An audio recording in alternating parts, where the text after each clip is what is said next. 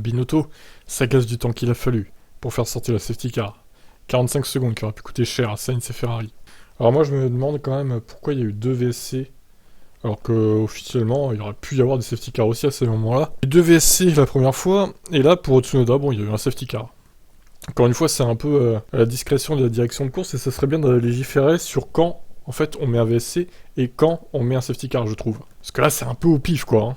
Donc en effet, il a fallu 45 secondes à partir du moment où Tsunoda a percuté le mur pour que la voiture de sécurité soit déployée, un intervalle dans lequel Sainz aurait pu rater sa chance de rentrer, ce qui déplaît énormément au directeur de Ferrari.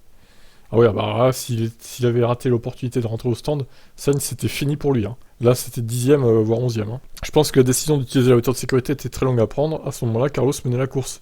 Et je pense que la voiture de sécurité a été envoyée alors qu'il était juste en bout de ligne droite principale, à l'approche du dernier virage.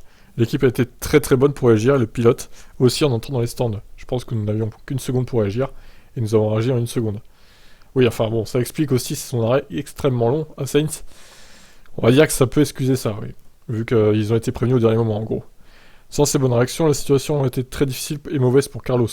Et je pense que nous avons besoin de décisions plus précises de la part de la FIA. Pour moi, ça a mis très longtemps. Binotto n'est pas certain que Sainz aurait pu se défendre face à Verstappen si la voiture de sécurité n'avait pas été déployée, et Ferrari hésitait à le laisser en piste.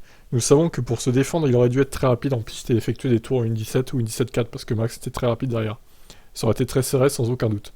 Nous nous demandions si nous devions rester en piste, si nous devions rentrer au stand simplement pour nous protéger d'Hamilton, qui avait des pneus neufs et qui était très rapide derrière.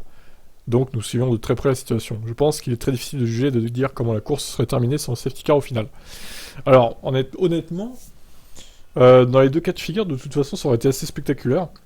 Là, on a eu des tentatives malheureusement qui n'ont pas porté leurs fruits pour Sainz parce que de toute façon, il n'avait pas assez de Vmax. Face à Verstappen, il a vraiment pas pu tenter une attaque, c'est dommage. Il lui manquait 1 ou 2 dixièmes à l'entame de la ligne droite arrière là pour avoir une belle aspi et avoir un bon DRS pour pouvoir tenter une attaque. C'est dommage. Alors sans safety car, effectivement, qu'est-ce que ça aurait donné? Max serait revenu derrière, il aurait tout tenté. Et je pense honnêtement qu'avec le DRS, Max serait quand même passé. Donc bon. Je pense pas que ça ait changé le résultat final de la course. Mais bon, voilà, course sympathique en tout cas. C'est vrai que bon, encore une fois, la FIA a des décisions assez surprenantes et tardives, on va dire. Allez, ciao.